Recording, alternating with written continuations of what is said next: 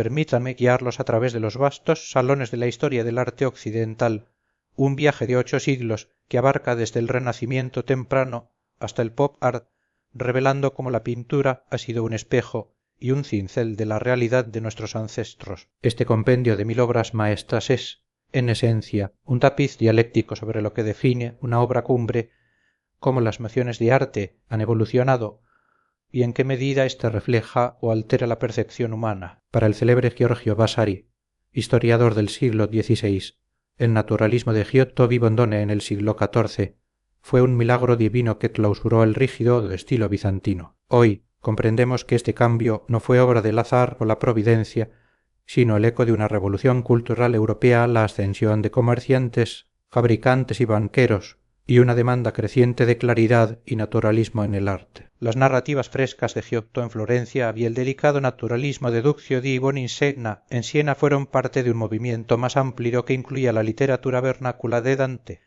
Petrarca y Boccaccio, los viajes de Marco Polo, el nominalismo filosófico, que buscaba el conocimiento tangible, y la devoción de San Francisco de Asís, quien hallaba a Dios en la naturaleza. Las primi lumi del siglo XIV se intensificaron en el XV, marcando el Renacimiento con una mirada retrospectiva a las civilizaciones clásicas. Los humanistas, nuevos intelectuales, veneraron a griegos y romanos, creyendo en el valor del estudio de la naturaleza y el potencial humano. Masaccio y Piero della Francesca dotaron a sus figuras de una firmeza moral romana y un espacio convincente gracias al nuevo sistema de perspectiva lineal. Andrea Mantegna, profundamente influenciado por la antigüedad, realizó estudios arqueológicos para revivir el mundo grecorromano. Incluso Alessandro Botticelli, con su espíritu gótico tardío, se volcó a temas antiguos como Venus y ninfas, seduciendo a un público humanista. El indecento siglo XVI trajo consigo no un solo renacimiento,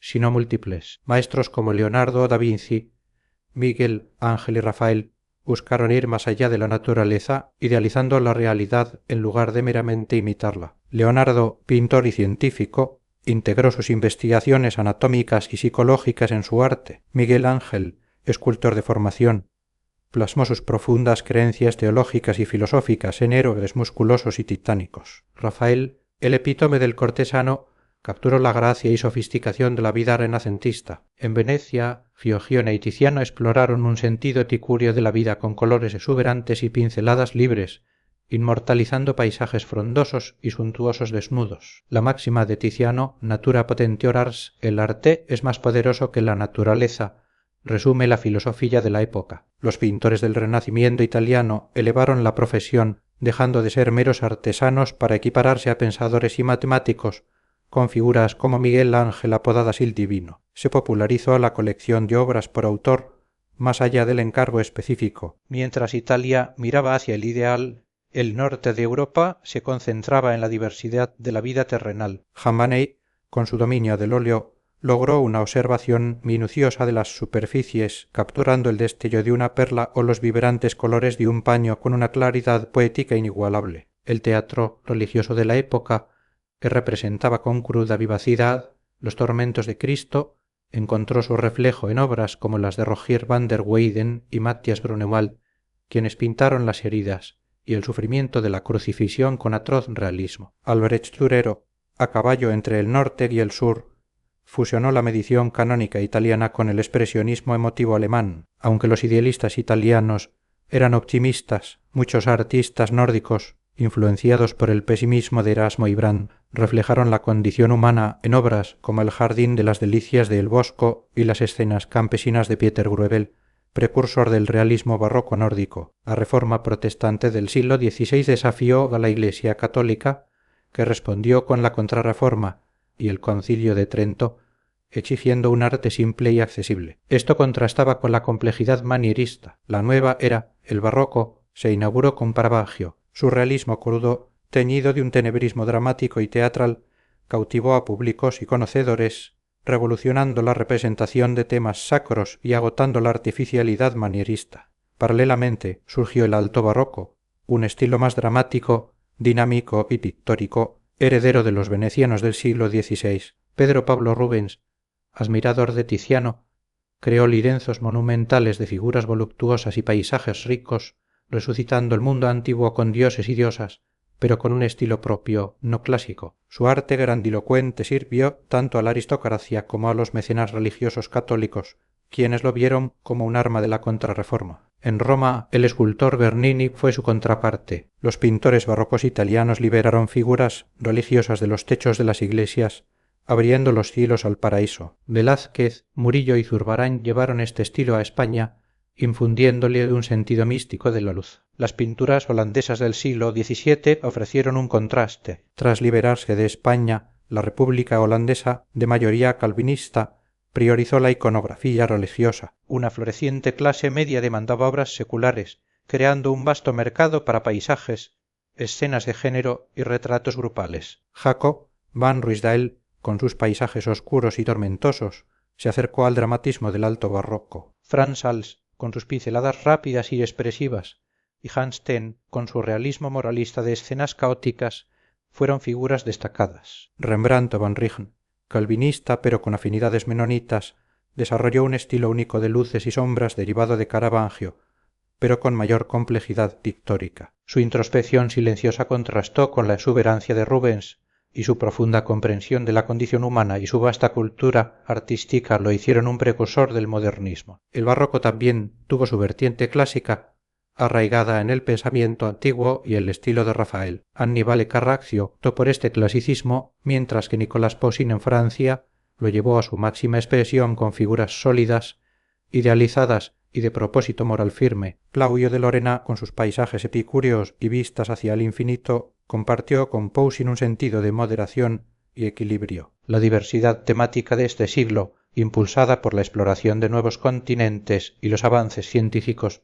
reflejó un mundo en constante cambio. El mecenazgo de Luis XIV, el Rey Sol, favoreció el clasicismo de Poussin y artistas como Charles Le Brun, quien glorificó su reinado, pero a finales del XVII y principios del XVIII, el debate entre poussinista es clasicismo, linealidad y rubenista es libertad, dinamismo, color se recrudeció. Con la muerte de Luis XIV, los rubenistes triunfaron en Francia, dando origen al rococó, un estilo decorativo y más ligero, con pinceladas etéreas, paleta clara y dimensiones más reducidas. Watteau, Fragonard y Boucher exploraron temas eróticos y géneros ligeros populares entre la aristocracia. La dicotomía entre línea y color, que se remontaba a Miguel Ángel y Tiziano, resurgía. No todos sucumbieron al rococó. El siglo XVIII, la edad de la razón y las luces, vio un resurgimiento de virtudes sociales como el patriotismo y el deber. Diderot y Voltaire criticaron el rococó. Jean-Baptiste Chardin, con su humilde naturalismo, y artistas angloamericanos como Copley y W. Rig encarnaron un espíritu de realismo esencial. Algunos, como Vigée Lebrun y Gainsborough, integraron la ligereza rococó, pero atenuaron sus excesos. Como respuesta al rococó, el neoclasicismo se reafirmó a finales del siglo XVIII, buscando el equilibrio, el naturalismo idealizado y la armonía de la antigua Grecia y Roma. La exhibición del juramento de los Horacios 1785 de Jacques Lovis David electrificó al público, convirtiéndose en el estilo oficial de la Revolución Francesa. El rococó se asoció con la decadencia del Ancien Régime durante la era napoleónica, un neoclasicismo tardío, elegante y exótico, representado por Jean-Auguste Dominique Ingres, sucedió al estilo de David. Si el siglo XVIII fue la era de la razón, también gestó un interés en lo irracional y emocional que floreció en el romanticismo de finales del XVIII y primera mitad del XIX. Artistas como Angie Fuseli y Francisco de Goya exploraron lo macabro, lo fantástico, la violencia y la locura. Theodore Géricault abordó la locura médica y temas de muerte y corrupción en la balsa de la Medusa. Otros exploraron el paisaje como fuente de emoción o Home Constable, con su luz parpadeante Caspar David Friedrich, con el misticismo religioso, y la escuela del río Woolson, con la desolación del Nuevo Mundo. J.M.W. Turner avanzó hacia el modernismo con la abstracción de sus obras, mientras Eugène Delacroix, inspirado en Rubens, pintó escenas exóticas y dramáticas, reavivando la eterna lucha entre línea y color con Ingres. El realismo de mediados del siglo XIX, eco de Madame Bovary de Flaubert, buscó mostrar el mundo sin adornos. Gustave Courbet, con obras como Entierro, en Ornans, afirmó que el arte debía representar objetos reales y existentes, elevando la vida cotidiana a la escala de la pintura histórica. Jean-François Millet y los pintores de la escuela de Barbizon se centraron en la observación de la naturaleza. Olore Daumier exploró la vida urbana con sátira social. Los prerrafaelitas, en Gran Bretaña, rechazaron el idealismo académico buscando la sinceridad de la pintura italiana anterior a Rafael, inspirándose en la Edad Media y el simbolismo detallado, utilizando el óleo con la precisión del temple. Con la urbanización e industrialización del siglo XIX surgió el impresionismo. Claude Monet, Auguste Renoir, Camille Pissarro y su círculo pintaron con pinceladas rápidas y una etérea insubstancialidad, capturando la fugacidad de las apariencias y los efectos de la luz. Aunque inicialmente rechazados, tuvieron un impacto duradero. Monet evolucionó hacia la abstracción, mientras Renoir buscó la linealidad italiana. Los postimpresionistas expandieron el potencial de la pincelada impresionista. Paul Cézanne buscó algo permanente, dotando a sus pinturas de solidez compositiva y haciendo de la superficie un fin en sí mismo. Vincent van Gogh impuyó el impresionismo de un espíritu místico. Paul Gauguin buscó temas primitivos en parches de colores sin mezclar. Georges Seurat, con su puntillismo y mezcla óptica, confirió a sus figuras una calma casi neoclásica. El siglo XX trajo una explosión de estilos, reflejo de la inestabilidad de la forma y la existencia atonismo, relatividad, psicoanálisis. Los cubistas, liderados por Pablo Picasso y Georges Braque, descompusieron sistemáticamente la realidad en su cubismo analítico, eliminando el color, la luz y el punto de vista único, demoliendo el proyecto espacial del Renacimiento. Picasso, un artista de una versatilidad sin parangón desde Giotto, experimentó con el primitivismo, el neoclasicismo y el surrealismo. El arte del siglo XX abordó temas serios. El Guernica y Picasso retrató la tragedia de la guerra. El surrealismo con Dalí y de Chirico capturó la alienación y la intensidad psicológica. El futurismo italiano, influenciado por el cubismo, se volcó al dinamismo y al movimiento violento, prefigurando el fascismo. Otros modernistas exploraron la subjetividad interna y los estados psicológicos, como Edvard Munch,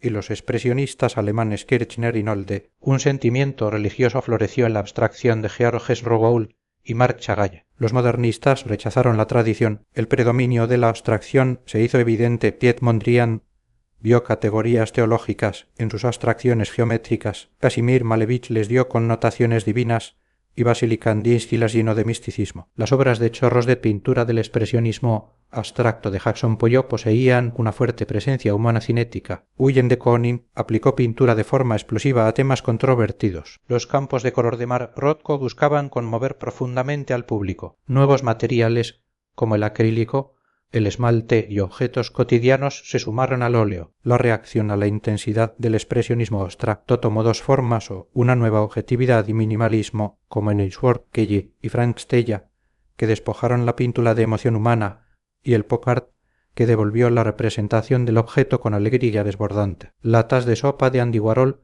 collages de Richard Hamilton y el estilo de cómic de Roy Lichtenstein, a menudo a gran escala, cuestionaron el consumismo y la producción en masa. A lo largo de los siglos, la pintura ha triunfado sobre numerosos desafíos. O el paragón renacentista con la escultura, la proliferación de grabados, la unión con otras artes en el barroco, la fotografía en el XIX y el cine en el XX. Incluso en el siglo XXI el medio digital presenta un nuevo reto, pero la pintura, flexible, arraigada en nuestra sensibilidad y físicamente adaptable, persiste. Las obras reunidas en este libro demuestran la variedad de grandes pinturas en nuestros museos, un testimonio de la destreza artesanal y la capacidad de los artistas para dialogar con el pasado, sea con admiración o rebeldita. Si los pintores futuros continúan cultivando esta conexión con la historia del arte, combinando conocimiento, franqueza y habilidad técnica, la pintura seguirá produciendo obras maestras,